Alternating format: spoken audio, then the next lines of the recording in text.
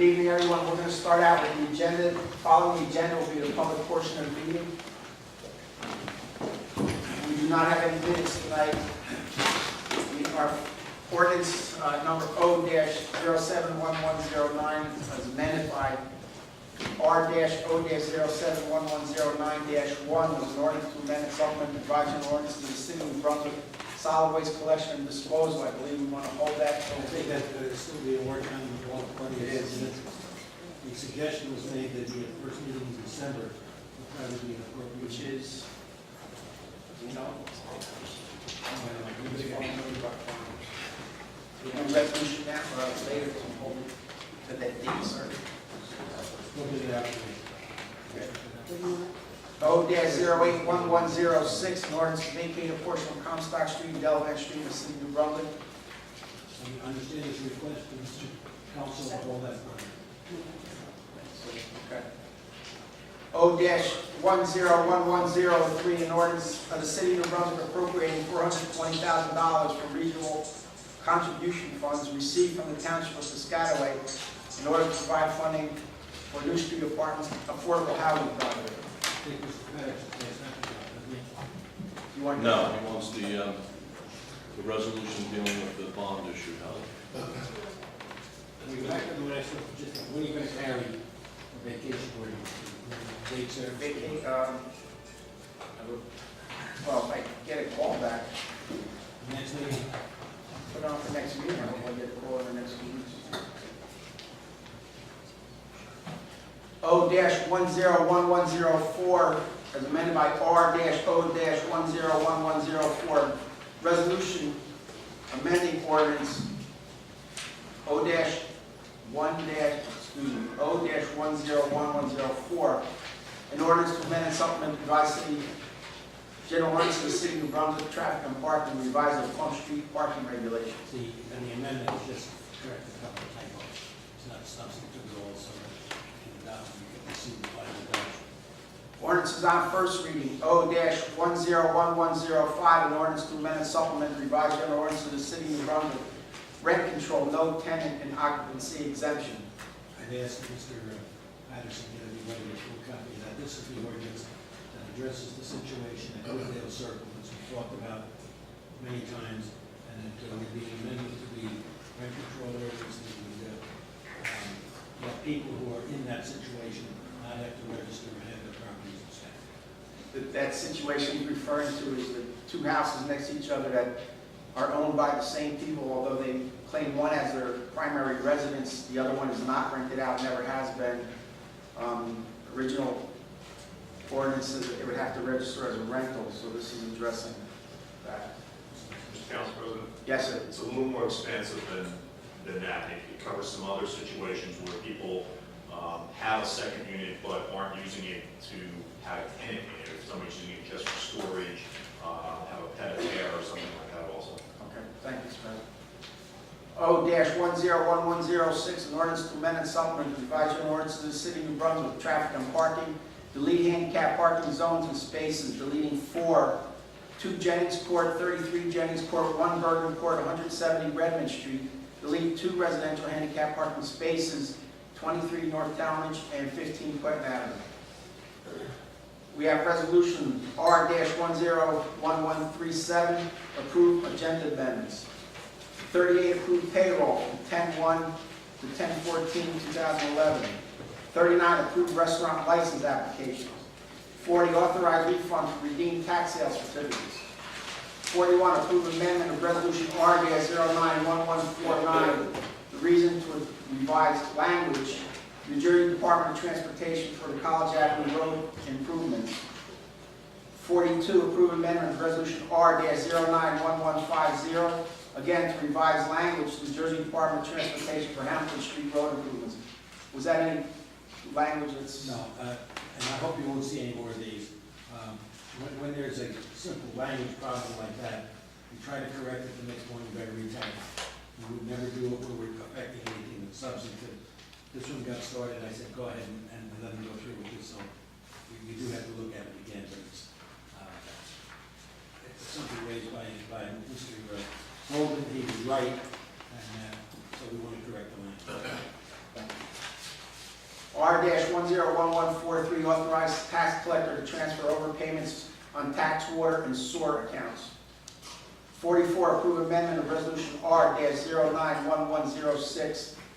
The reason is to change the ending time to 7 p.m., requested by Our Lady of Mount Carmel Church for a religious procession using live music to display the Catholic faith to the community. From going from Morris Street to various streets and ending at 75 Morris Street. Sunday, November 6th, from 1 p.m. to 7 p.m. 45, approved request for use of city property requested by Rutgers University crew, Boyd Park, Morgan Street in front of the boathouse.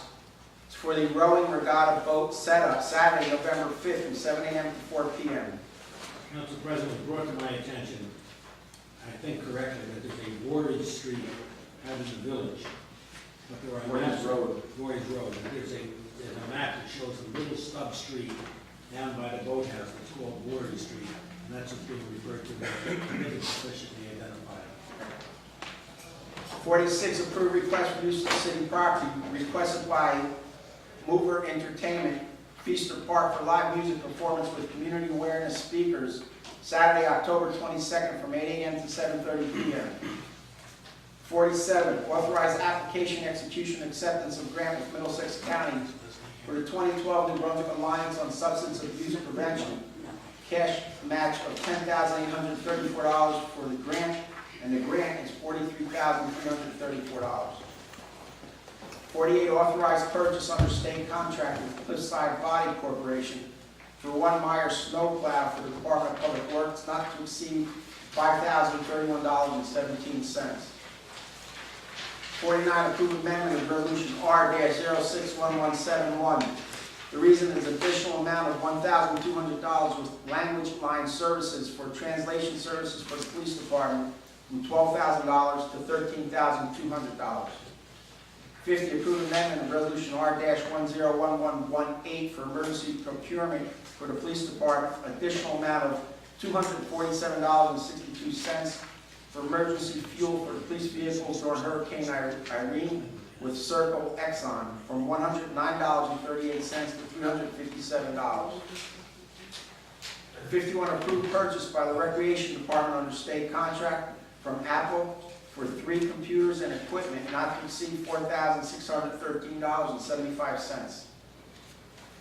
52, approved request for street closure and relaxation of noise ordinance requested by FWH Associates for sanitary sewer connection, New Street between Nielsen and George, Saturday, November 12th, with an alternate date of Saturday, November 26th. The time is 7 a.m. to 5 p.m. Mr. Council President, the way we do the resolution on this one and the later one is a request for this Saturday as well. When we do some of the community activities that are out there, we're going to have police presence and closing streets. We eliminated those dates, and if people aren't happy with what we got to give them another date at the end. Okay. Where they had extra dates, we gave it to them, whether they mention it, or did not do that. 53, approved request for street closure, lane closure, and relaxation of noise ordinance requested by 5 Donna Electrical Contractors for crane placement, 240 East Avenue at St. Peter's Care Facility, Saturday, October 22nd, alternate date Saturday, November 12th or November 26th from 7 a.m. to 4 p.m. 54, approved request for street closure and relaxation of noise ordinance requested by J. Moore and Company for crane placement, Patterson Street between George and Nielsen, Saturday, October 22nd, alternate date Saturday, November 12th, 7 a.m. to 12 p.m. That, I thought, was the other one that we were not going to do because it's down in the downtown area where some of the parade's going to be. If you want to amend that so that it's an approval for November 12th only, and then let J. Moore and Company come in and see if they want something later. Okay. Yeah, that would be a good idea. All right, just remember that. 55, resolution authorizing endorsement of insurance check for Amy Klinger, 44 Newell Avenue. There was some damage with Hurricane Irene. 56, authorized refund of application fees for Flick International, return of zoning permit application fees for submission of application when it was not required, the amount of $600. 57 is being held at the request of the Chief Financial Officer. 58, approve award of contract with Scrivola Asphalt Company furnishing delivery of bituminous materials, $28,500 for the water utility, with and then with Trap Rock Industries, not to exceed $219,777.50 with DPW for DPW and award of utility. 59, authorize application and execution of grant for the COPS hiring program, 2011 grant. This actually goes beyond that. That was done previously. This is authorizing the hiring. It's related to the same matter. 60, approve issuance of raffle license for Christina S. Walsh Breast Cancer Foundation.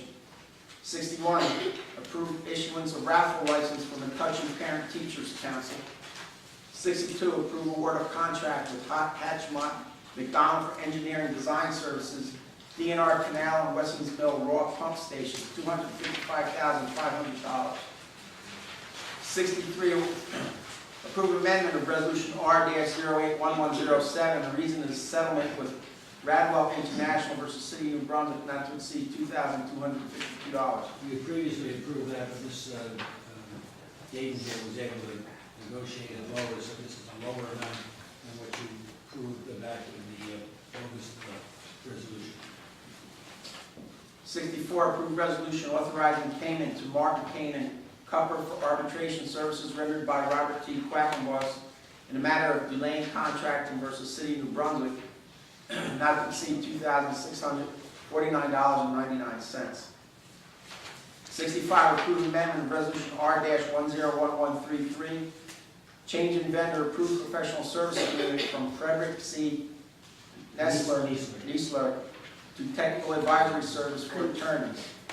For expert witness services, Magley's versus City of New Brunswick, not to exceed $1,135. Do you have any add-ons possibly? Yes, you do, Mr. Council President. At Q6, we got a request in that we've been chasing for several days for additional March. That's going to be on this Saturday. If a secretary from my department gets in, we're going to retype the resolution for you in the usual form. It follows the same form. It doesn't mean I'm going to have to read it to you and type it in the morning. I got it Do you want to give the title? You have a title?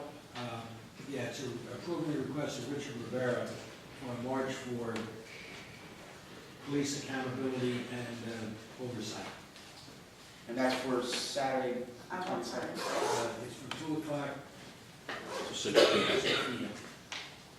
Does it conflict with anything else? Because there's a lot going on. There's a lot going on, but the other one that's up in that neighborhood ends at 2 o'clock, Oh, so I think we've got them separated. That's the domestic violence march, I believe, runs from 10 to 2.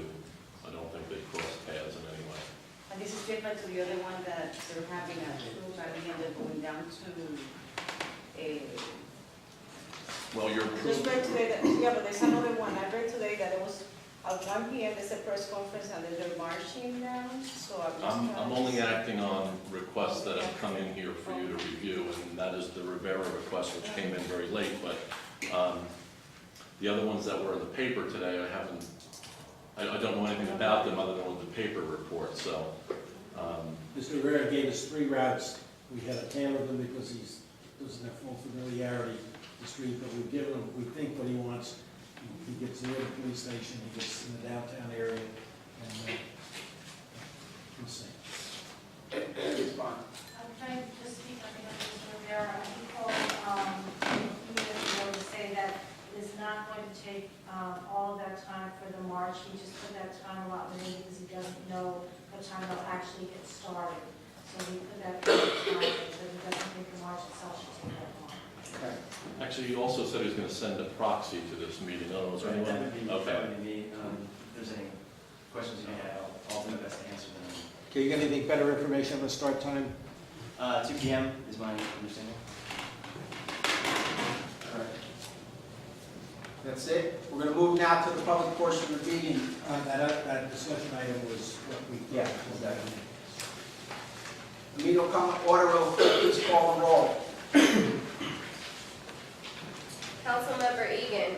Here. Councilmember Escobar. Here. Councilmember Garlotti. Present. Councilmember Racine. Here. And Councilmember Cook is out today.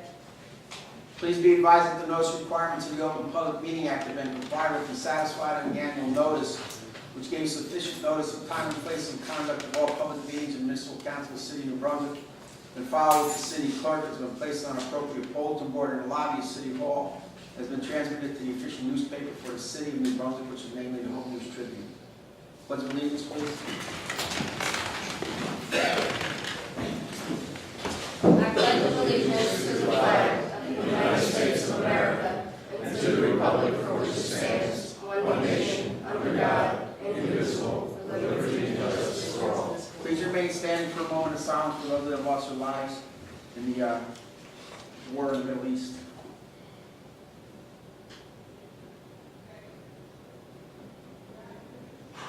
Thank you. We do not have any minutes tonight.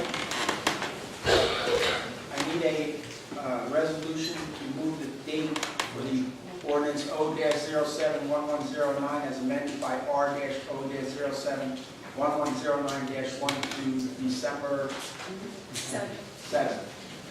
So, second. Roll call. I'm sorry, you motion?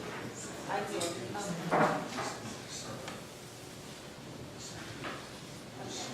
Councilmember Egan. Yes. Councilmember Escobar. Yes. Councilmember Garlotti. Yes. Councilmember Racine. Aye. O-081106, I need a motion to set down November 2nd, holding this until November 2nd. So moved. Second. Roll call. Councilmember Egan. Yes. Councilmember Escobar. Yes. Councilmember Garlotti. Aye. Councilmember Racine. Aye. O-101103, an ordinance of the city of New Brunswick appropriating $420,000 from regional contribution funds received from the township of Piscataway in order to provide funding for new street apartments, affordable housing project. Anyone from the public wish to comment on this ordinance? Mr. Padua, name and address, please. Charles Granville, Patterson Street. I wanted to ask what exactly this regional agreement is, because I understood that Governor Corzine had banned regional contribution agreements, RCAs. Is this the same thing or similar? Mr. Patterson?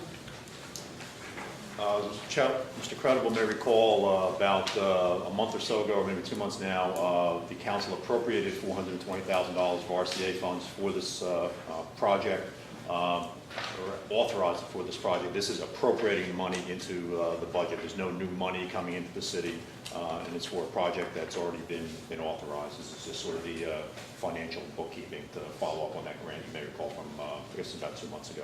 And it's not a new RCA. Okay, that answers my question. The second question is the new street apartments. Which specific project is this, and what percentage of the units will be affordable?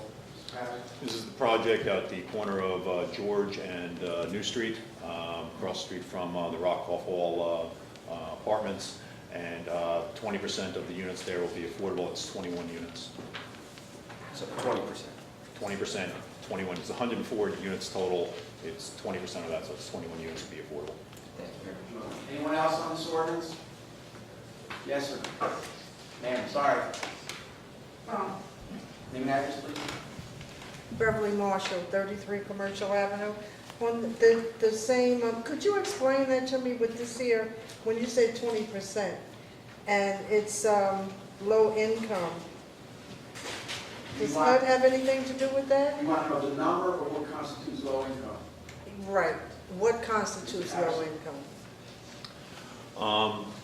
There are two definitions. It's for low and moderate income people. It's a rather bureaucratic answer. Moderate income is people who are making 80% or less of the area median income, and low is people who are making 50% of the area median income or less. And it depends on what family size is. So that you can't give a exact answer as to what it is. If you have a three-person family, it might be, you know, in the $40,000 range. If you have a seven-person family, it might be in the $60,000, $70,000, or $80,000 range. And it changes each year as COA and HUD come out with different numbers. Usually bumps up a little bit each year. Okay, so But this, they establish what the criteria are, not the city. okay, so this will be under HUD, and it's not just in-house subsidies. Yes. We follow the HUD guidelines and state COA guidelines. Okay. Anyone else? Move the ordinance. Second. Roll call. Councilmember Egan. Yes. Councilmember Escobar. Yes. Councilmember Garlotti. Aye. Councilmember Racine. Aye. O-101104, amended by R-O-101104, resolution amending ordinance. Is that right? Resolution amending ordinance here? Yes. All right. Ordinance O-101104, an ordinance to amend and supplement revised general ordinances of the city of New Brunswick, traffic and parking, to revise the Plum Street parking regulations. Anyone wish to comment on this ordinance? See none? So moved. Second. Roll call. Councilmember Egan. Yes. Councilmember Garlotti. Aye. Councilmember Escobar. Yes. Councilmember Racine. Aye. We have ordinances on first reading, O-101105, an ordinance to amend and supplement revised general ordinances of the city of New Brunswick. Rent control, no tenant, not occupancy exemption. I move the ordinance setting down Wednesday, November 2nd for the public hearing, same date to be advertised. Second. Roll call. Councilmember Egan. Yes. Councilmember Escobar. Yes. Councilmember Garlotti. Aye. Councilmember Racine. Aye. O-101106, an ordinance to amend and supplement the revised general ordinances of the city of New Brunswick. Traffic and parking to delete handicap parking zones and spaces, deleting 4 residential handicap parking zones at 2 Jennings Court, 33 Jennings Court, 1 Bergen Court, 170 Redmond Street, deleting 2 residential handicap parking spaces, 23 North Talmadge and 15 Clinton Avenue. I make a motion setting down Wednesday, November 2nd for public hearing, same date to be advertised. Second. Roll call. Councilmember Egan. Yes. Councilmember Escobar. Yes. Councilmember Garlotti. Aye. Councilmember Racine. Aye. We have resolutions R-101137 through R-101166, correct, Mr. Hamilton? That the one we added would be 66? Yes, and you're holding. We're holding 57. And we're making that change to 54. Correct. Take out this October 22nd date. And make it November Make it 12th. November 12th.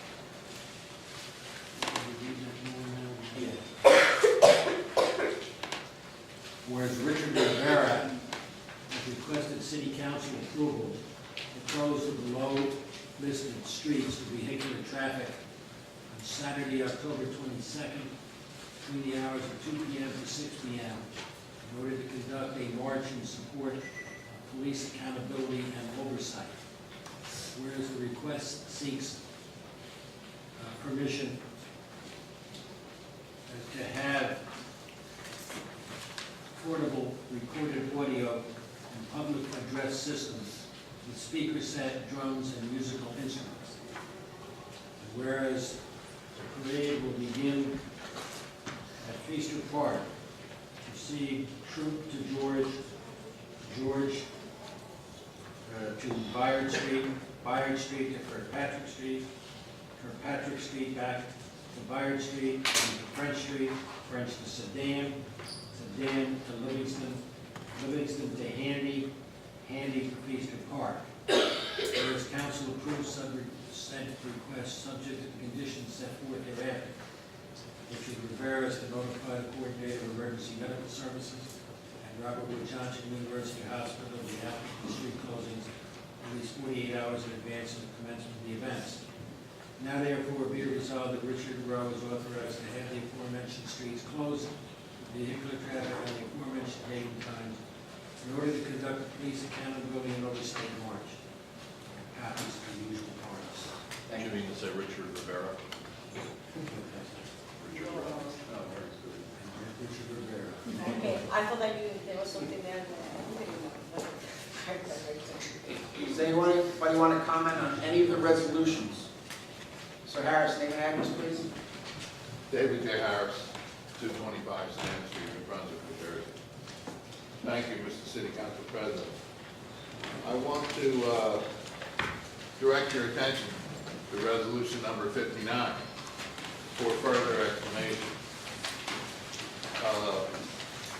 The city attorney said that this resolution included permission to hire additional police officers. Was that, did I hear you correctly, sir? Was that yes? Yes. And where are we in that hiring process? Excuse me? I don't believe we've even started yet. I viewed this action tonight as accepting the grant of Okay. 1.6 But that's billion. contrary to what the gentleman said. It is a little different than what he said, yes. Okay, so may we have clarification regarding what this resolution means? I think we ought to hold it, because when I spoke to the police director, he had some uncertainty. I got the best information I could to give to the secretary who prepared the resolution, and if there's uncertainty about it, I think we should hold it, we got to clarify. Can't conduct our business like this, ladies and gentlemen. Especially, my question, Mr. President, has to do with what the recruiting process is, which should be publicized, and given the current situation and the issues that are confronting the city of New Brunswick and the police department, which should be really placed in receivership under the United States Attorney, given everything that we've heard. So we are entitled to an explanation as to the process by which the city recruits and screens and hires police officers. Excuse me? I said, okay. Do I know it off the top of my head? No, if you want that information, we'll get it for you. Okay, so are you saying, what is the role of the city council in this process, sir? In the hiring process? None, right? Pretty much none. It's under the mayor's office. You And- guys, And civil service. yes, well, we know how that can be manipulated. What we're concerned about would be the psychological makeup that would have officers on the force who believe that it's proper to use deadly force on a fleeing person. We need some level of understanding of the psychological screening, sir. And we ask the council to work on our behalf to see that the executive, the mayor, does not use this process to simply fulfill campaign promises, to put people in there as part of the energy for the political machine here, sir.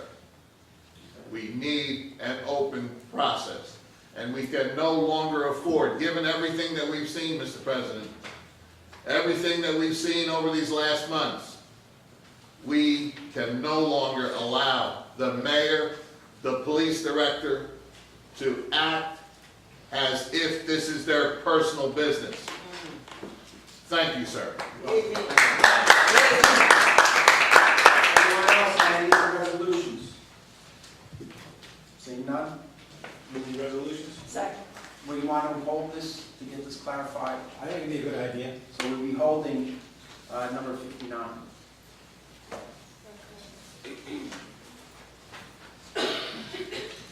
Roll call. Councilmember Egan. Yes. Councilmember Escobar. Yes. Councilmember Garlotti. Aye. Councilmember Racine. Aye. Do we have any correspondence? We do.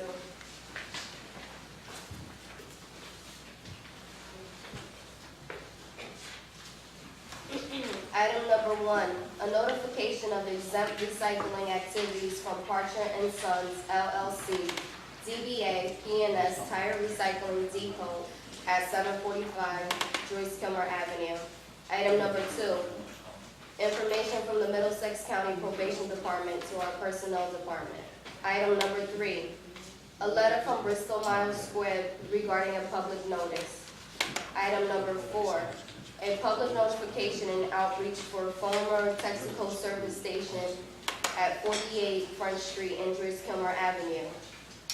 NJDEP case number 94-06-22-1819 from Arcadis.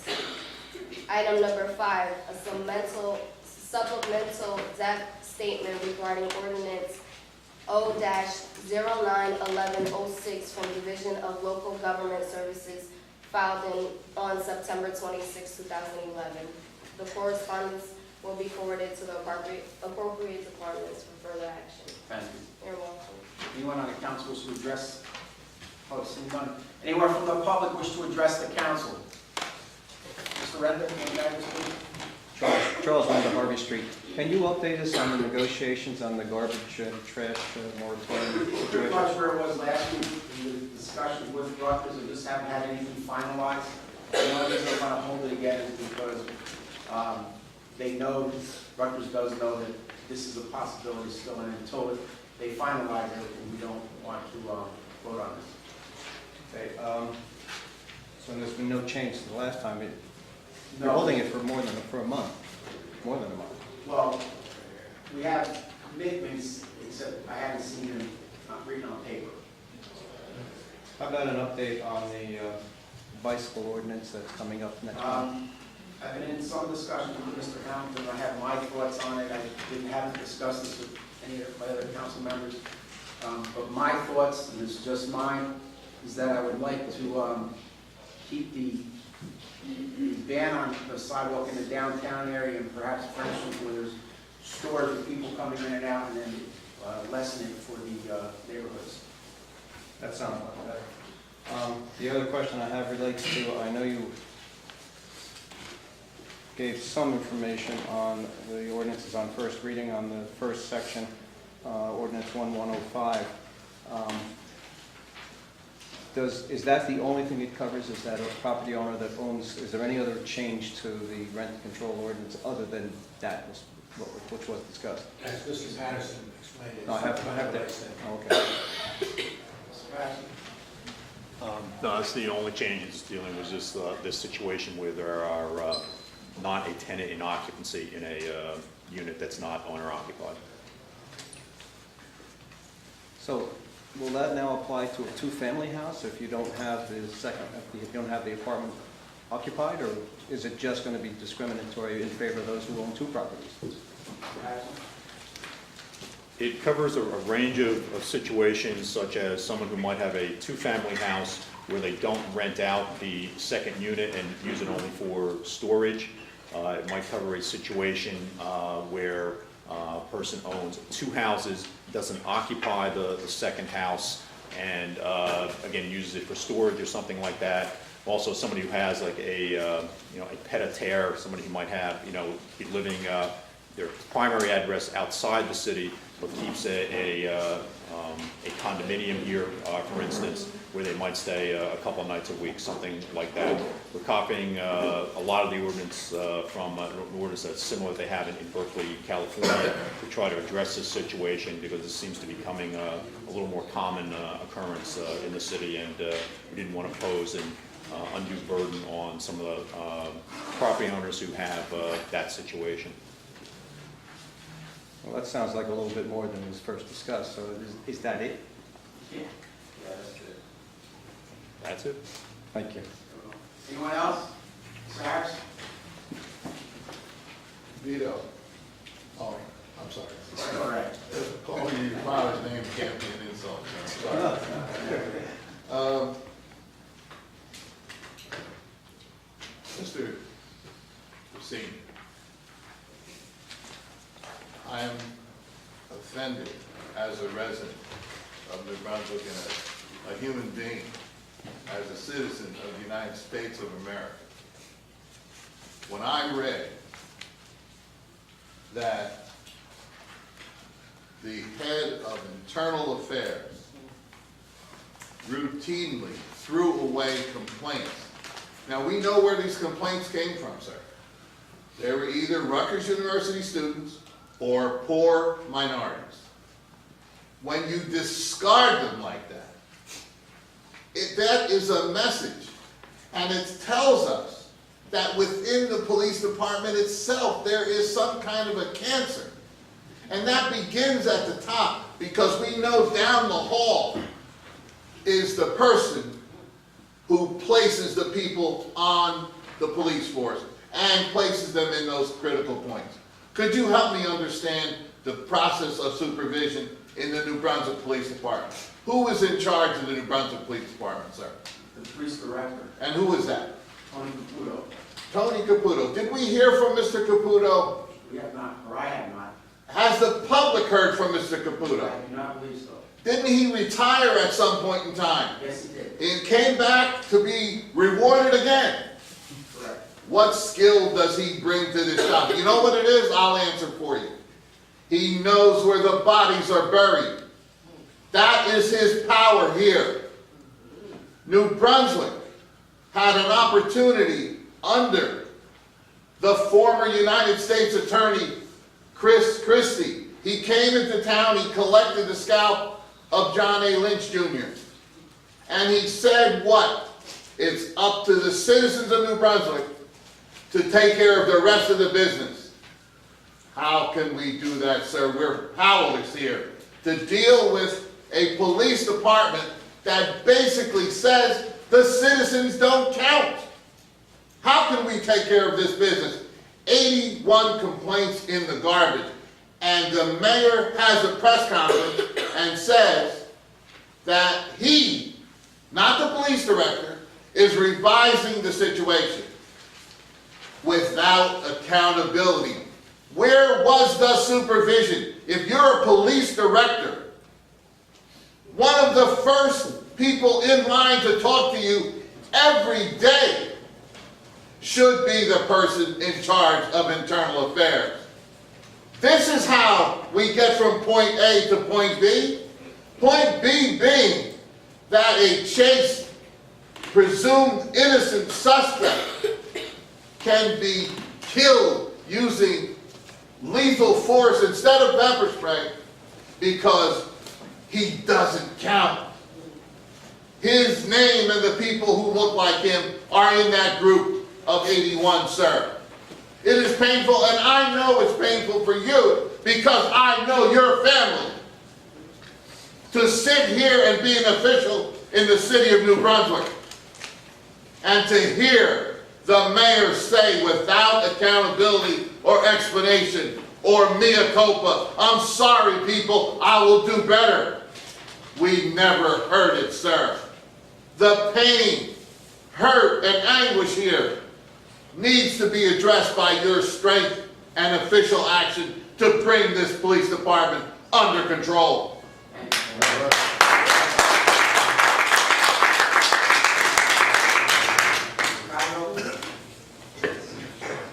Mr. Council President, members of the council, everybody else here, it's a pleasure to speak to you tonight about what I think is a very important issue. I want to echo all the sentiments of Mr. Harris. Police community relations are not in a good state of affairs in this city, and you yourself admitted last week that they used to be better. And I have a way that I think they can be improved. And this is an ordinance that would amend the police residency requirement as the city of Camden had passed in 2009, and basically says, you know, whereas the council's determined it would be significant improvement to police community relations to have more city police officers with experience living in the city over multiple years, it would actually require that candidates for open competitive entrance exams to become a police officer be residents of the city of New Brunswick for 3 years. And I think that is very reasonable. This does pass legal muster as it was adopted by a major city.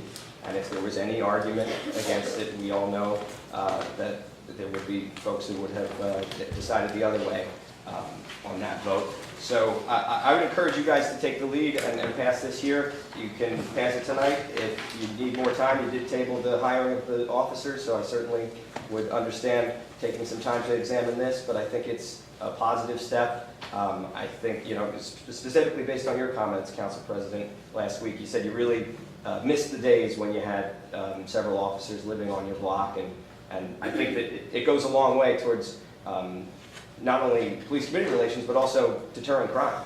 So I'd like to see this. I responded to your email, if you didn't see it yet.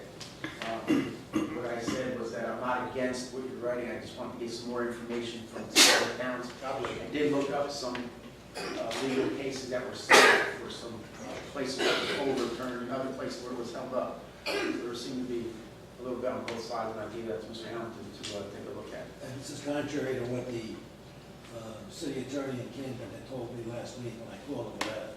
I'll follow up with it. Well, what I found on that was that the council passed it through the business manager in Camden who's allowed to vetoed it, or may have vetoed it, which is why it probably did not get put into place, which is what you found too, correct? Right, they're under state supervision, and so the state overruled that.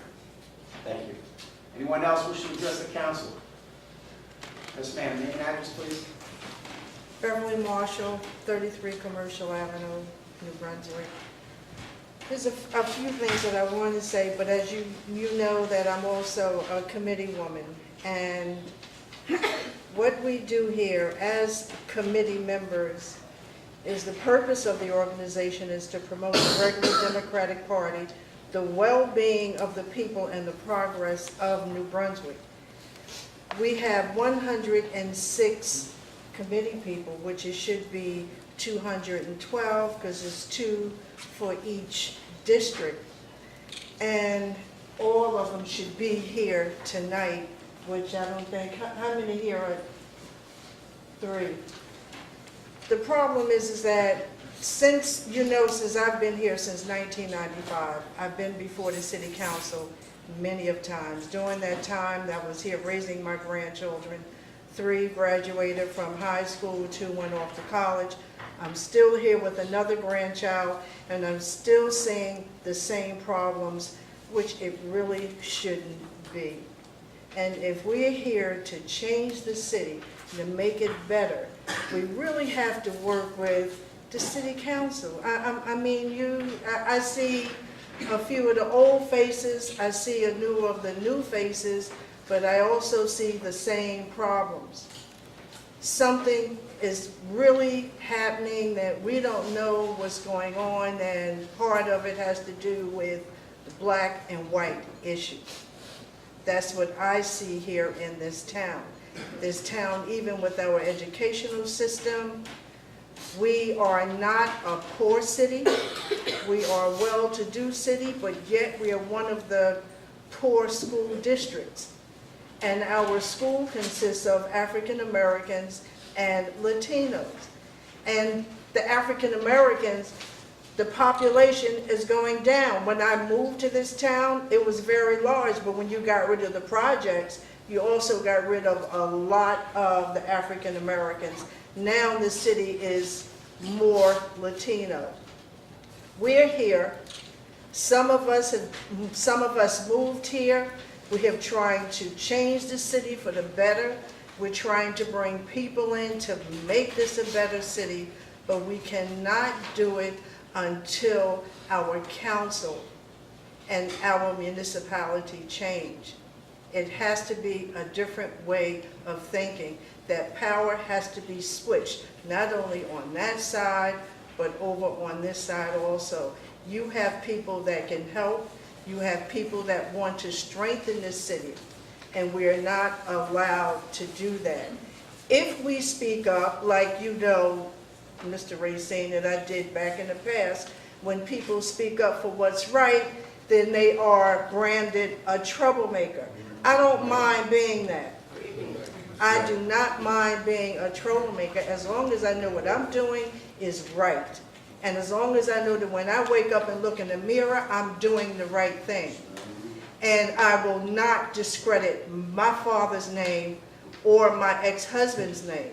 It means a lot to me, and it means a lot to my family, and I want it to mean a lot to you. I'm not going anywhere until God takes me somewhere.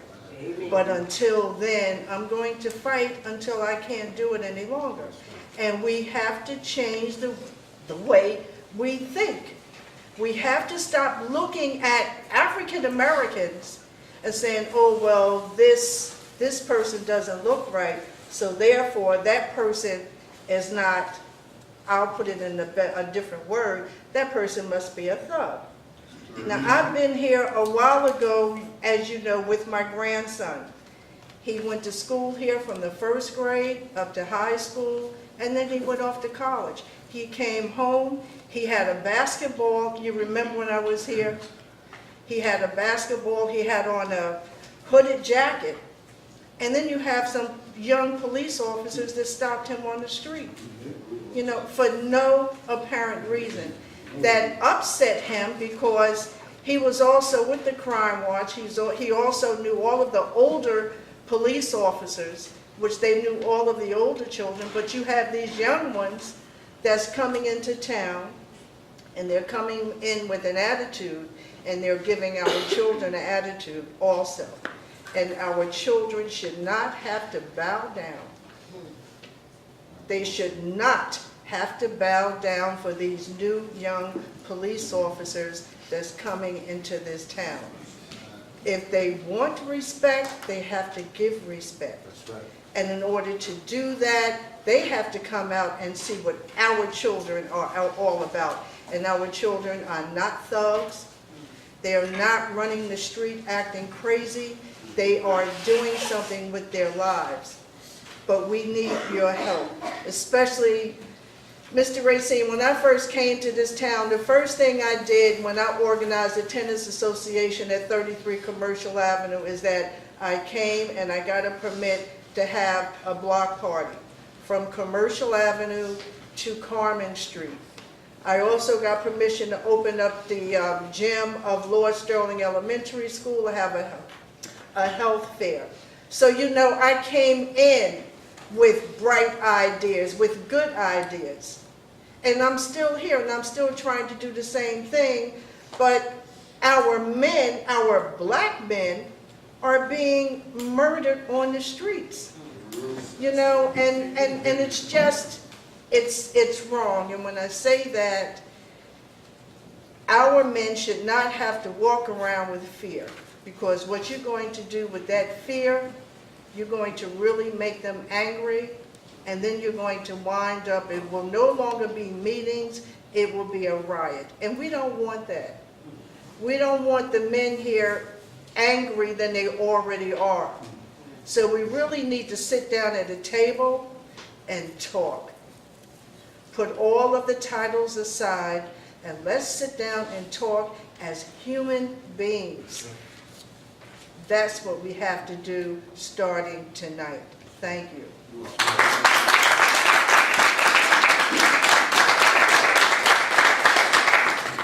I'd like to address the council. My name is Walter Harris. I'm here on behalf of the Direct Action Coalition.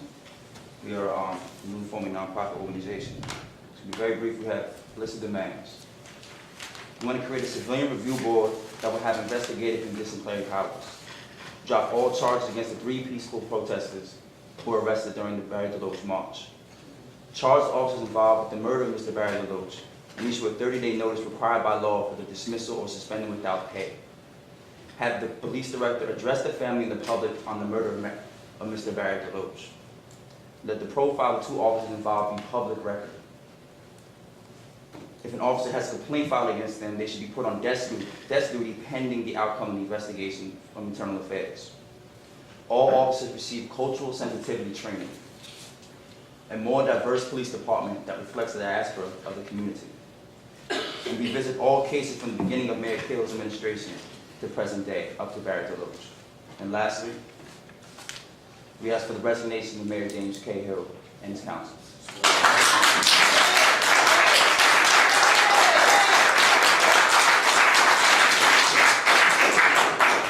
Anyone else that has not spoken yet? Yes, Ms. Marshall? just one comment.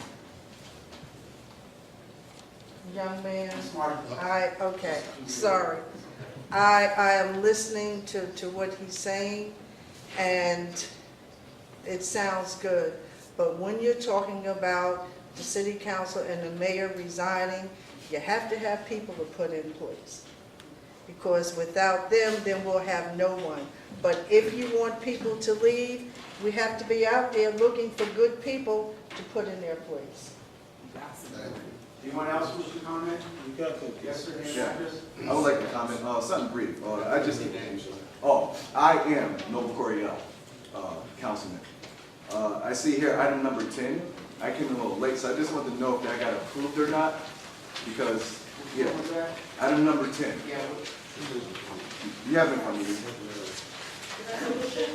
Yeah. yes. Was that approved? Yes. Okay, thank you. Will I be able to get a copy today, or how does that work? Tomorrow?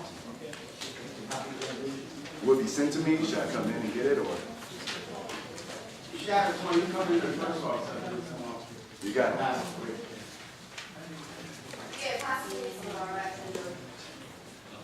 Anyone else? Yes, sir. Name and address, please. Yes, sir. I am Noble Aaron El Shabazz.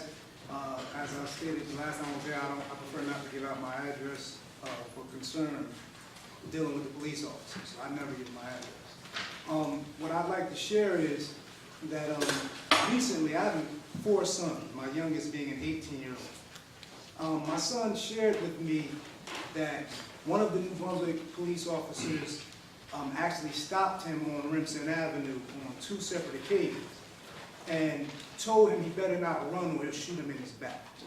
You have a Now, name, badge number, name? the officer's name is Keith Walcott. Sorry. Now, the officer's name is Officer Keith Walcott. W-A-L-C-O-T-T. Now, to add insult to injury, my son actually told my wife what happened, and my wife shared that information with me. So I called my son. I told him, you need to come get with me and I will show you how to file a complaint with Internal Affairs against that police officer, because that's terroristic threats for him to threaten to shoot you in your back if you run away. My son has no faith in Internal Affairs, and with what's going on with the 81 thrown out complaints, he has every reason not to. Not only that, I had already, as I told the council the last time I was here, I had filed complaints against both Officer Daniel Mazon and Officer Brad Burdell, and nothing was done about my complaints. So my son says, what reason should he file complaints for when Internal Affairs will easily throw them away or cover them up and not do anything? So what I would suggest, and the last part is, my son told me just a couple of days ago, he was on the street. Now, on Facebook, I make sure I keep people informed, all of my friends, informed of what's going on with the protests, what's going on with us trying to move forward, the day of outrage on October 22nd coming up Saturday. So I just keep informing the people, letting them know different things that are transpiring. A mutual Facebook friend, and when I say mutual, meaning she's my friend as well as Officer Walcott's friend. She posted a video of when the officers came out in riot gear on Remsen Avenue and arrested Termel Pittman under false pretenses. So she posted the video, and the officer didn't like the video. The officer had the audacity to respond on her page and say he's going to delete her because he didn't like what she posted. And he stated that he's a New Brunswick police officer and he's there in that video and he's a good officer. So I responded and responded to what the officer said, because there was another lady who said that she didn't see anything that equated to police brutality in the video, and she doesn't understand why people are mad at the police. So I responded by explaining to her and giving her specifics of what the officers had done wrong. And in an example, I pointed out the Officer Walcott, who had the nerve to respond, I pointed out how he threatened my son on 2 occasions to shoot him in his back if he runs. Officer Walcott then didn't respond, but deleted himself. But yet, my son told me the other day, he saw my son on the street, stopped him and harassed him again and said, tell your father to kiss my ass. So what I would suggest to you is you really need to rein in your police. Or as this sister here said, the anger will turn into problems for the city. You need to address your officers, and I'm doing my best to stay calm. But you need to address your officers because even under the circumstances, they're still out of control. Okay, thank you. Anyone else? Name and address, please. Terrell Pittman, 291 Senior Street. I'm going to keep it like real simple. You know, I was arrested a few weeks ago for a peaceful protest. They brought about 27 officers out to arrest me because I stepped on the street. And in dealing with those officers, I noticed the anger they had. But the anger was directed to the community. The people that are going through this hardship. The people that has tears in their eyes. The people that, you gotta understand, a person of our community was just removed and can never come back. Some people say that, you know, the Barry DeLoach thing is getting too old, all that stuff. Not for us. Never. He's gone forever. Yes. He's not coming back. And to have these trained officers have the hatred directed to the victims, that's what we got to get to the bottom of. We cannot continue because these officers are still walking the beat, shining lights in people's face, pulling people over. So that means, that tells the community they have no remorse for the action that took place. So that enrages us even more. So now, we're at the point, and trust me, this Barry DeLoach thing will not get old with us. We're at the point to where we need some immediate action. We can't wait for the prosecutors to get charged or all that. We need immediate action today, tonight. I need for all you guys to reach out to all your resources because these officers are still on the force and they're still with anger, but the anger is directed to the wrong people, and that's the community of New Brunswick. Thank you. Anyone else? Yes, sir. Yeah, I just want to say one thing. I know I said it last time, but for justice, and I'm going to tell you, and I mean what I say. I'm willing to lay down my life for justice. I don't care about bullshit. I'm willing to lay down my life for justice. For Barry and for the rest of us, how we've been getting treated in New Brunswick. You can sit there like you don't know, but I know you know. You know why I know you know? Because you've been there too long. That's why you know. You understand? And like that young lady, what's her name? I don't know, I hate to point at her, but she made some good points there. And, Mr. Harris, thank you for what you said. I couldn't have did it no better. There's a lot of us in here that you need to know, sir. I'm from the South. I work for $1.50 a day. All day. Okay? So now, what I'm trying to tell you, get my point. I'm trying to be nice. I don't care if you send your cops or whatever that means. I don't care. I don't care. I'll lay down my life for that. Because I want it for justice. Because I done been through it too many times. You understand? Now, I'm going to tell you something that I want you to know. I don't care now. I drove for 40 years up here in New Brunswick. 40 years without no license. I paid a lot of money to get them. But you understand? They used to just stop me no sooner they see me. I couldn't breathe for cops. And where you look, they always arrested me. For what? Nothing. I was a working man. I worked construction work. You know how I got there? If I didn't get there to take care of my 13 kids, you'd have had me for goddamn child support. You understand? But you didn't give a damn how I got there. Oh, nobody cared. I had to be a working man and I got with it the best way I know how. You understand? So that's why I say I lay down my life for this bullshit that's going on. Now, you can dumb me out. You want to know my goddamn address? 173 Rucker Street. You want to know my P.O. Box number? 55305. I don't care about who come after me. I ain't going to be stupid and scared no more. Just because I got them damn licenses in my pocket, that give me a better look out on life, but it ain't stopping the fact how I've been treated. Yes. How I've been treated. I got a fucking hole in my head right goddamn it now from Georgia. You know why? Because I had a 66 Chevelle 396. You know why I got it there? because of this and because I had it. That was all. I had did nothing. That's why I'm angry, because how I got treated all through my life. But I ain't going to take it out on everybody up here. I ain't going to hold all y'all up. But something got to be done. Because I talk to people. They talk to me. I would not call no name. But New Brunswick is in trouble. Yes. Whether y'all know it or not, it's in trouble now. Yes. We trying to be peaceful. Yes. Yes. And you know what? I hate to say it to this way, but I think the black people will understand when I say this one thing. We're tired of y'all picking on us. That's right. Yes. Now, I put my ass up there to French Street. I cannot stand up there 1 minute. There's a goddamn cop coming to get me. But you got them people up there all day long. They don't do nothing to them. Why is that? I want to know that answer if I don't know nothing else. You tell me that one. Now, if I can stand here and talk all night, and you probably laugh at me, but I don't care. I don't care. I want you to know one thing. We are the people will get there. That's right. And what we want? Justice! What we want? Justice! What we want? Now, one more thing, and I'm going to leave it alone. You got some good cops in New Brunswick, and you got some bad cops in New Brunswick. So I ain't going to waste my time trying to weigh them out. You know why?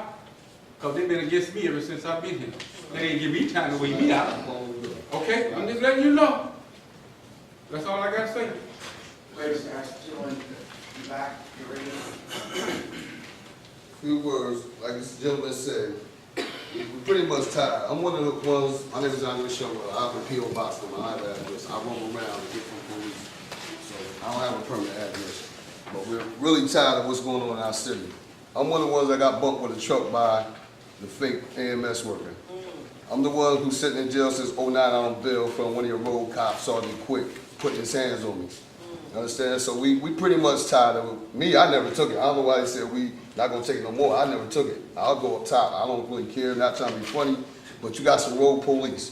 And we grown men, we grown women. Some of us is not happy. It look like we stand out. It look like we causing the problem, but we're not. We're called troublemakers, we're called smart asses. Well, y'all know the names. Y'all know the names when police call us when we rebel. But like the young man said, we're tired of it and something has to happen. Come out in the street, do not sit up in these offices. We need everybody out in the street. We tired of waiting for the churches to come out, a week later, 2 weeks, the mosques to come out, the mayors and them to come out. We tired of everybody to come out of the office. Come out in these streets and find out what's going on. Don't sit up in these offices like everybody cares. Come out and find out what's happening. We tired of these road sellout police back here agreeing with us, but these are the same ones that flaked on us in front of their white colleagues back in the day when we try to respect them. Sitting amongst us now, playing both sides. We're not having that today. We're smarter now. So we're not doing that. We want people to come out and somebody to talk to and make a difference, a change. It has to be a quick change. That's all we want. Thank you. I apologize for standing up again, but I think you're not dealing with the old folks like me who were around here in the 60s. These young people are not going to take this. They are not going to take it. I'm telling you now. I think folks ought to be very clear as to what's happening here.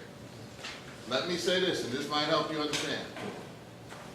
If our beloved brother who was killed had killed one of those officers, what would the atmosphere be in this town? Would anybody ever be able to tell you to wait? No.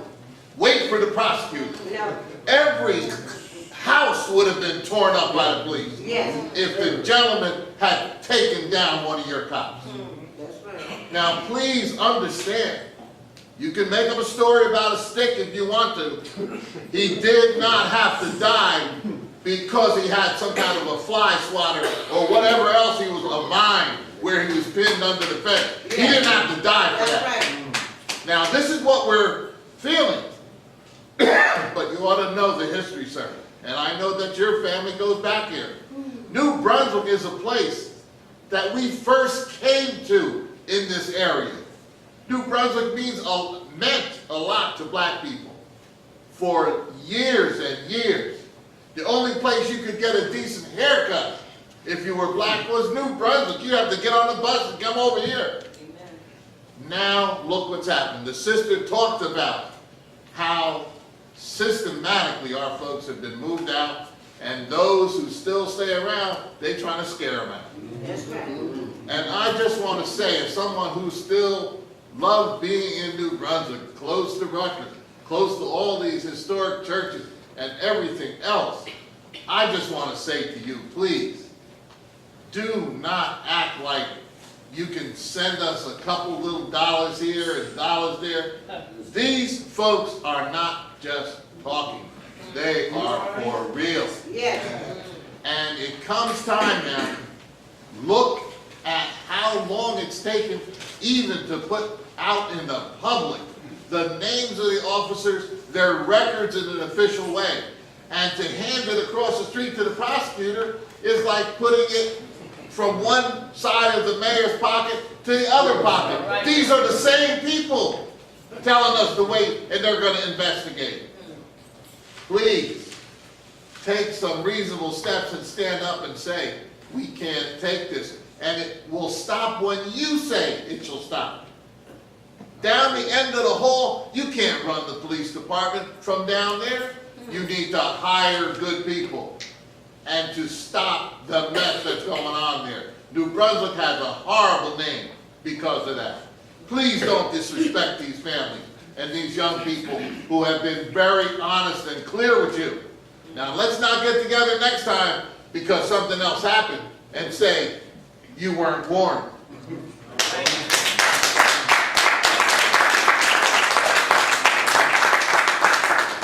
Anyone else wish to address council?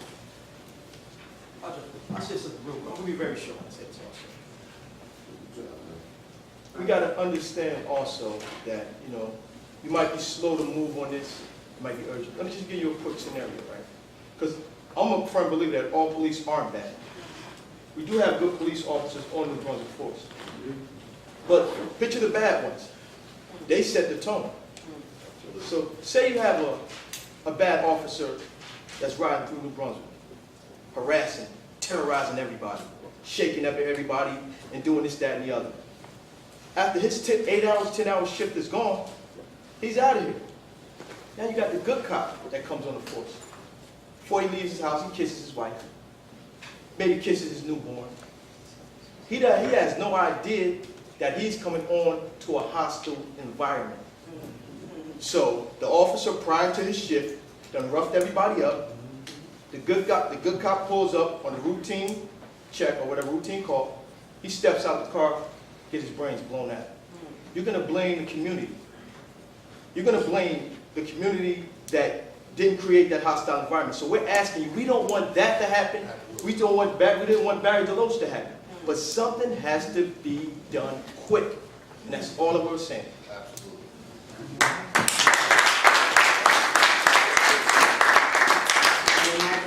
My name is Henry Torres, George Sherman Avenue, New Brunswick, New Jersey. I spoke last time, the last meeting. I think the reason why you hear people say that you want to cancel NKO to be gone is because 20 years. And maybe everybody here wasn't on that council, but why should we respect any decision you make? I mean, think about it, it's common sense. You have 4 bodies gone, and it's not all about the killing, like I said before. This is police brutality that's going on. It's way more than that. It's not just about the killings. And that same officer that this guy right here was talking about is sitting right back there. If you didn't know that, by the way. All right? So something has to change. When? What are you waiting for? I know that you have to answer that, Mr. Cahill. You earned enough money. You did the years. Stand up for something in your lifetime. If it's not now, it's never going to be again. I said it last time. Something's going to happen. Yes. And I hope it's not negative. I really hope it's not negative. But something is going to happen, whether it's positive or negative. This movement now is going to be a difference. Yes. And I'm proud as hell to be part of it.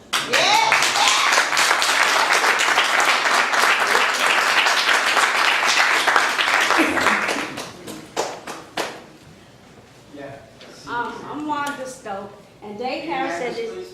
Wanda Stokes. I'm 54 years old. Dave Harris says the young folks, I'm out there marching with this here crowd too, because I'm tired of the sheriff's officers coming to my door at 5 o'clock in the morning, banging on my door, waking up my grandkids. They took me to jail, never been to jail in my life. Took me to jail for 5 hours, found out they had the wrong person. Only thing I get is an apology. Oh, And this time, Power is his name, the sheriff's officer from New Brunswick.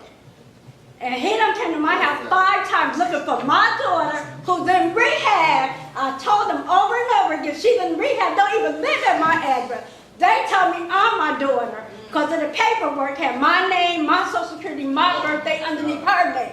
I get hell, go down to the workhouse, and then they bring me home with this and apology. Is that the sheriff's officer or the brother? This was the sheriff's office. It was New Brunswick Police. First, I got arrested because I went to go get my car. My car got towed. I went to go get my car.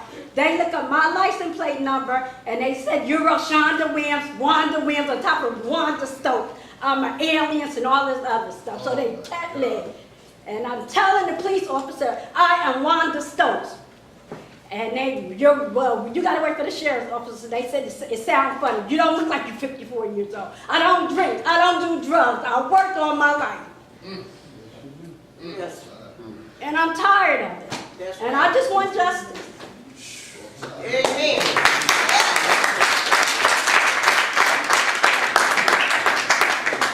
Anyone else? We're human beings, we're human beings. That's We're right. I human have a question. beings. I have a question. It seems like, honestly, it's like you guys versus us, right? You guys versus us, right? It seems like we keep going back and forth. As city council, right? You guys are supposed to be for the people of New Brunswick. You got Rutgers students here, so they become citizens. You have regular citizens, so they become, part of New Brunswick. You have outsiders. So it seems like a lot of New Brunswick people, a lot of community. So when an injustice is done, we come to you guys. You guys. What can you guys do for us? What is your obligation? What can you guys do for us? Because you hear the people sitting here saying, something has to be done. It has to be changed, right? But it seems like it's just a back and forth. What is your obligation, Councilman? President, what is the city council's obligation? You're talking legal. When injustices is happening like this, from litigant, that's a false arrest. You know what I'm I'm saying? asking you, if you're talking legal, you don't have that much power, if any. Okay, so Let me finish, please. Okay, go ahead. Mr. Hamilton, is that correct? On a legal that the council can do? Well, In this case? it depends on what the prosecutor says, and then there may be some things that you can do. There's some policies that you can implement, but in a direct line, no, there's nothing. Can you repeat that again? He said on a direct line legally, there's nothing that we can do, legally. Okay. Now, the mayor has announced that there's going to be a meeting next Thursday night here at 7 p.m. It's going to be chaired by the mayor. There'll be 2 council members at this time, it's going to be myself and Mr. Cook. We're asking people to come out and they can speak there, and some of the things are going to be addressed. There's also going to be another public forum that's going to be a little different to look into specific instances of police brutality. We are going to review all the internal affairs cases. What Mr. Harris said earlier, I agree with him completely that it was a shame, and it's just unacceptable what the officer did. And that's just what we know of the 81. Exactly. That's Exactly, and I agree with what Mr. Harris said about it. We do represent the people, and we will respond to the people when talked to. And I'm hearing everything tonight, and I heard stuff last meeting. A lot of this coming to us as a council is the first time we've been hearing it. Not that I'm saying that things aren't going on in the past, but I'm talking about specific instances, which we're hearing now, which is a good thing. So I'm willing to work with people, and right now that's what I'm willing to do. Okay, well, I have a couple things to say. You mentioned once, you said that you guys don't have the legal power, But you got, you have a public hearing that's supposed to go down where the mayor, the same guy, 4 bodies on his watch, same guy, right? Who you get what I'm saying? Like, Right, but he's the head of the government. so when I asked you, what can you do? You say you have no, what can you honestly do for us? Because if you can't do anything, then we might as well just all leave. We're talking to a dead horse. What can you do for us? All of us. No matter what your color is, you know how much money you make, fiat. What can you, city council people, what can you do for the people? Besides set up things that's just going to, what can you honestly do for us? Specifically, okay, so legally you can, what can you do for us? That's we have demands, can you, are we in the same, are we in the correct, I guess, arena for this? To bring up these demands that we have met? We've gotten Okay. demands last week when some were read tonight. Okay, so what about the demands last week? Were those addressed? There were 3 as part of 4 actually. One was condemning the police officers, which we did not do. There is the request for the mayor to, or for the council actually to pay for the funeral. The council cannot do that. Other than that, I don't know anything else. And there was a request for a letter of condolence, which I have written, and I need to get an address to send it to. I need the other council members to do that. And then there was a demand for a public hearing. That's what we both got. And that's what we're going to do. Thank you. The people have heard it. I asked you what else you want us to do. What do we want? Justice. When do we want it? Now. What do we want? Justice. When do we want it? Now. No justice? No peace. No justice? No peace. No justice? No peace. No peace. Our strength. Our strength. Our strength.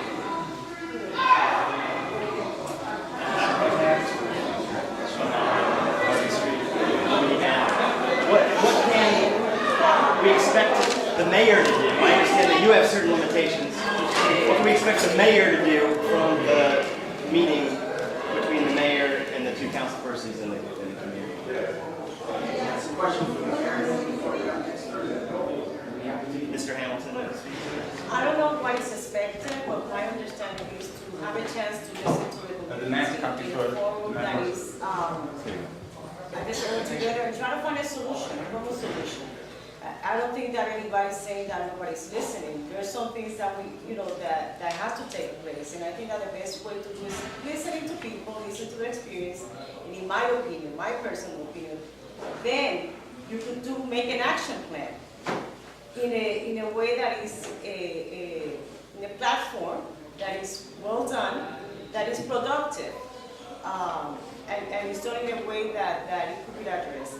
I wish we have a magic wand that would resolve all the issues in the world and we live in utopia, but that's not the fact. But that doesn't mean, at least my issue, my point of view in all of this is, at least when you listen to people, you try to create maybe a policy, you try to create awareness, and hopefully that will make a change. And that's the best thing that I will come out of this, that if there's changes that need to be made, that we are able to make the changes. If there's anything that we need to enhance, that we do good, because not everything is bad. If we do something good, let's enhance it and let's try to see it. And I think that police and community relations is something that is a good thing. We need to, like we had the last time, that we need to do better. I don't think that is, again, but with the intention of people that have the right intentions to make it good for the whole community. Not just for one segment, or not because it's just happened, I'm going to come out. For people that are doing it for the right reasons and the correct, from the heart. Not because they have their own agenda and they want to get something from this. So that's the difference. Yes, Mr. Rowan. I just wanted to follow up with and agreeing enthusiastically with what Rebecca said, but also we are exploring ways, as we were asked, to implement some changes that would enhance our community relations with police. We all share the concern that many of our police officers are not community members. I, just like Bob Racine, had a motorcycle cop on our corner of Livingston and Llewellyn catching speeders the entire time I was growing up. I mean, everybody knew he was there, and they still, stopped speeders. So there was a more visible community presence. We do have some of that. I mean, Harry comes to Crime Watch meetings and gives us tools and ways to work together as community members in our various wards to enhance safety. But I totally get it that it's not enough, and that this current tragedy must be addressed so that we improve the understanding between community and police. And if one of the ways we can do that, going along with with Charlie Cradaville's suggestion, is encourage police by whatever means to become part of the community. I don't know why all the police officers don't live in New Brunswick. I live in New Brunswick. I love it. I raised my child here. So we need to understand what things we can do to support more roots from our public safety officials. And I think those are some of the things we are doing. Unfortunately, as Rebecca said very articulately, it's not an instant process. It took a while for this to get broken. It's going to take a while to fix it. Thank you. One thing I'd like to just also recommend is and this has been called for in the past, would be foot patrols. Just because right now the police, you really can't interact with the community when you're inside a car. It just makes sense. I think. No, I agree with that too. Yeah. Makes better neighbors when you're out talking to people, as opposed to in good situations as opposed to something that's always a confrontation. Absolutely, and unfortunately, this issue is not just because of this incident, but it's been an ongoing thing. It's really hurt the relationship of the police with the community, and I'm sure that makes the investigation of serious crimes more difficult. It makes policing more In difficult. policing, absolutely. So my last question is, why would any reasonable person believe that the Middlesex County prosecutor is even capable of finding justice in this case? It just doesn't make any sense to me, because they work with the police every day on every other issue. Plus, when you see things like, just to draw a comparison, just the different ways that different crimes are handled, when they have a political nature to them, it's clearly influenced. The political nature clearly influences the way that prosecutions happen. So, for example, last year there was a primary challenge against the mayor of New Brunswick, and one of the city council candidates who was opposing had someone come to his house in the middle of the night, and they were banging on the house, and he came downstairs and opened the door a crack, and they pushed their way into the house, and they said that they were going to kill them and their family. They made all kinds of racial remarks that were egregious and severely hurt the candidate. New Brunswick police came on the scene and acted quickly and effectively, from what I understand, and took the man into custody, the attacker. He was released the next day. I believe he was charged with disorderly, and in subsequent grand jury hearings, it's my understanding that the prosecutor even were trying to lower it from that to some sort of, I'm not familiar with all the terms of art, but some sort of petty disorderly, right? And then compare that, okay, so here it is, Thomas Kelso's former business partner is now the prosecutor, and the victim is someone running against the mayor's ticket, right? So he's going very, very easy on this Tom Vogel guy who attacked him. Then compare it with the situation with Andre Chauvel. who was a demonstrator in, after this killing, and it's my understanding, I wasn't there that day, he threw a water bottle at a car, right? He's charged with assault. $50,000 bail, doesn't get out for like 2 weeks, right? Whereas Tom Vogel is charged with, disorderly, and it's $10,000 bail, and he's out the next day. And who really assaulted somebody here? The guy who came and busted into the person's house and hurt him in the middle of the night, right? Or the person who threw a water bottle and hit a vehicle, Those two situations make it very clear to me that this is not an impartial system. And I don't see why any reasonable person would think that it is, or that it's even capable of producing justice. So what reasonable expectation do we have? Why would justice be done in this case? And it's not just that, it's also in practice. Every time there's a police officer, killing someone all around the country, Amadou Diallo, Sean Bell, Oscar Grant, those police officers all got away, all got off. And it was unbelievable what happened in those 3 cases. It's in theory, it's broken, and in practice, it's broken. And I'm sick of everyone pretending like it's not. So I just gotta say, I don't have any faith in this system, and I don't see why Bob Racine would. Well, I have to have faith in the system because that's what we have. We don't have anything else. That's the way it's set up, that the prosecutor's office are ones that prosecute crimes. Let it be. I can understand your feelings through your experiences. I was saying, perhaps we should push for a state law that makes it so that prosecutors from other counties are the ones to investigate. Investigate what? To investigate police issues of police misconduct, because the prosecutor in that county obviously has a working relationship with the police officers of that county. All right? It'd be like having Exxon run the EPA, or Goldman Sachs run the Security and Exchange Commission. There's an obvious conflict of interest here. And so what we can do is we can address that conflict of interest because we can see it. I can't disagree with your comment about the conflict of interest with prosecutors working with police during investigations. That's true. That's what they do.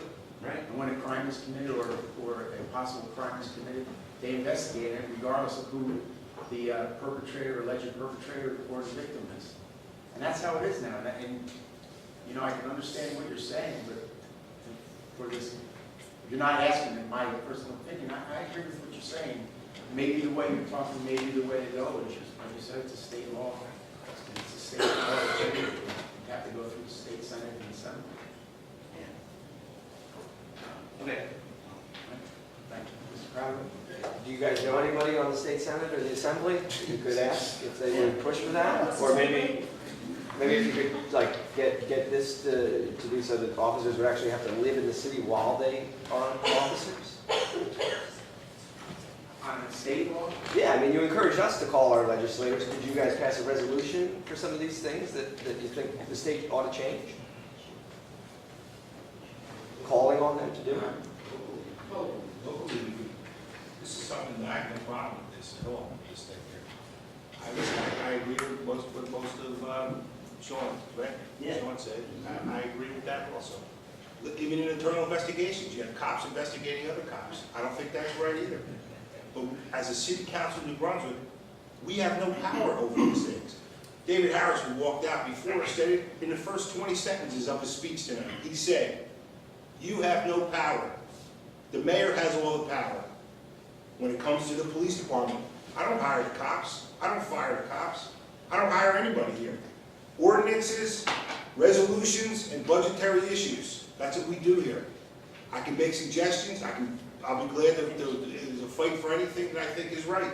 But at the end of the day, we don't have the power to do any of these things. That's the form of government that we have here in New Brunswick. I can't, how am I going to have, tell me how as a councilman I'm going to have the case go to a different prosecutor. Let me write it down so you can tell me the steps in taking that. Because I don't know how that works. Right, all right, well, I would say. Wait. I'm just telling you the truth. The truth of the matter. You could write to the, Right to who? the state attorney general. I believe all these cases go directly to the Attorney General automatically. But It's the if, store. you know, you guys could, but you, yeah, with your position in the city as council people, when you write to them, it means a lot more than when I do. You know, so that would be one thing, and at least you could say you tried.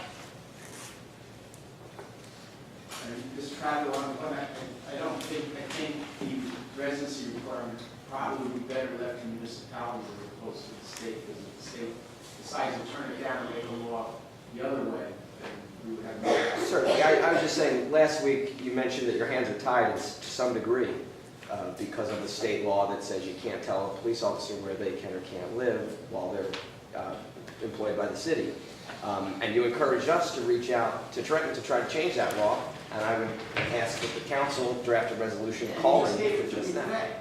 Well, this is actually a little different than that. I'm saying this goes as far as you can go, but you could also ask the state to change their law. Decides to go the other way, then it's more, hands things down. That would be bad. Yeah, it would be. I mean, that's why I just think it's better in the municipalities. Some of the stuff I read, Clifton did one that was, they had a residency requirement that was challenged in court, and they lost because it was discriminatory. Clifton's 1% black, and it prevented the hiring from outside the town of any black officers. So it was shot down. I am aware of that case and that argument, but I still think that we can do it. Anybody else? Yes, ma'am.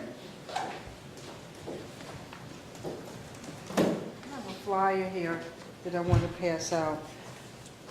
This was made up, it was a group of residents of New Brunswick. Oh, care. Residents of New Brunswick, we organized concerned residents of New Brunswick. We made these up in support of the Deloach family, but the residents, after all, when everyone leaves the city, we're still here. And we want to contain the organization, residents of New Brunswick. I don't want to pass these out. We have a telephone number there, we have a Gmail address, and if you are a resident of New Brunswick, and if you want to do the right thing, organize and do the right thing, we would appreciate if you would add your name to that list. Oh, one more thing. When you were running for office, did any of you remember what you had on your flyers that you sent out to residents? Are you speaking of the last election? Yes, in any election, but I believe that you were the last one, right? You were the last one? Yes. Okay, so you sent out flyers to all the residents of New Brunswick, right?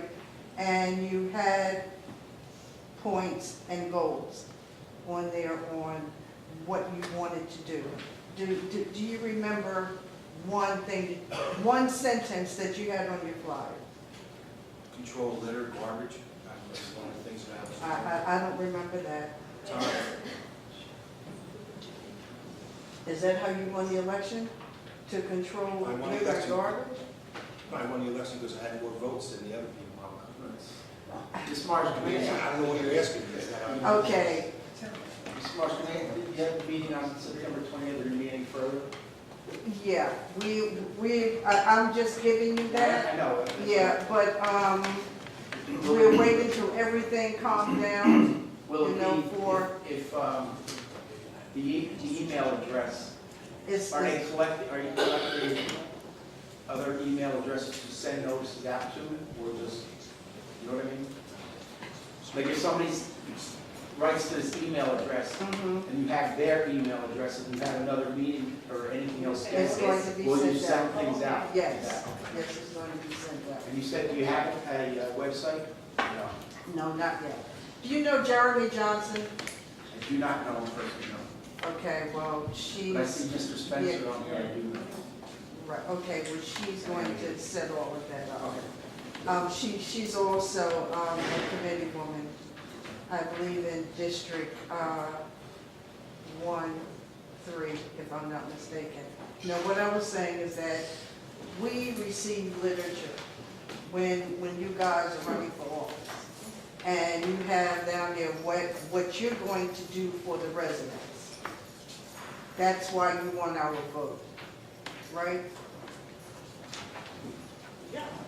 Okay, that's what I was asking you. Do any of you remember just one sentence that you have on the flyer to get the residents' votes? Besides literature and garbage? We don't think that's a big issue, garbage. You sound like it's a free year. We're not gonna argue, I know, we're not gonna argue this point. I just want to say that in the description, it is reminded, it said over, even 10 years, I worked in the community. And I said that I have been, the work that I have done in the city, my work, I've been working as an advocate for the community.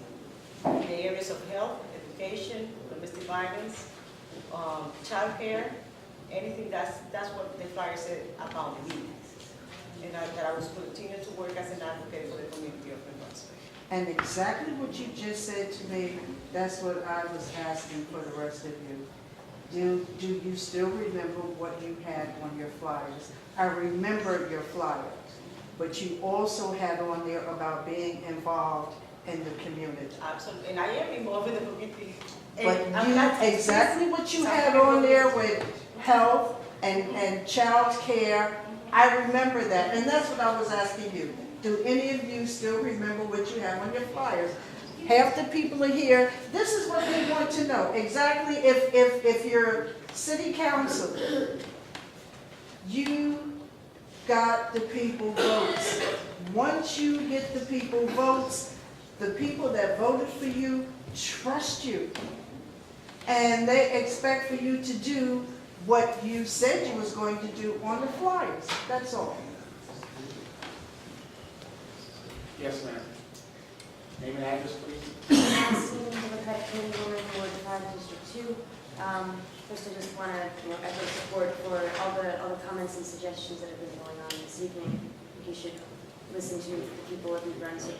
But I also have a question on an unrelated topic, and that is my drinking water on Harvey Street and my meter there has been running brown every now and again, and I heard it might be like there's like every April and October they flush the hydrants or something, but this has been like 3 times in the last 2 weeks, and I've had neighbors come and ask me about it, and I wonder if, 1, if you know what's going on, and 2, if there's a schedule, and maybe 3, if there's some guidelines for how long we should wait after the water stops being brown before we can drink it again. Because my upstairs neighbors say that they're boiling their tap water. And, Yours? This color also? Yes. Or was it just locked? At what address, excuse me? This is 80 Harvey, but I think there were also Ward 5. I was going to ask you about that because I heard there was a daycare and they wanted to know when do they flush it, so that way they know, because the kids, they use the water. And I know it's posted, but I wanted more information. I was going to talk about that also later on because I need to find out also when do they flush. We have flushed already for the fall. And you published on And yes, we do. Yeah, but sometimes that's what they said. They look at it in the newspaper or in the website. Sometimes they put it. So I just wanted to have more to give these daycares and the residents there the information if they don't get to read it in the newspaper. Is it on the website at some in some section, or is it just to catch in the paper? It's a legal notice in the paper. I think we put it on the website, but if the post-flushing, the groundwater is a very temporary situation. You run the water and it clears, and you're perfectly able to, or should feel comfortable drinking the water once it's cleared. But if you're having a continuous problem, there's something else going on. It's not all the time. It was it'll be brown, and then the next week or something. We will have someone come out and take a sample. We'll test it. So, you want to leave a phone number for someone who lives at 80 Harvey so I can coordinate that? If you want to call me, or what do you want to do? I don't leave it on camera. Sorry? I'll give my number after you. Anyone else? Mr. Weaver? Yeah, what about the water and late night was dark up around New York Avenue in that area. College Avenue, Eastern Avenue, and all site called Blue Lamb, that we have 5 trucks out. Sometimes you got 5 high road at one time, and that with the big capitals, it stirs up a lot of settlement. And that's why you have the discolored water. Then, we only do it all the time, twice a year. And at night, if I can get it in, we go on George Street, in that area at night, around by the Colony House, coming up, in the dead end streets. And we try to clean it out. And we might get this settlement again tonight if I can get it in, if it don't rain that much. Tonight? We started at 10 o'clock. It's good to know, thank you. And that's why you get that disco in the water that in the morning.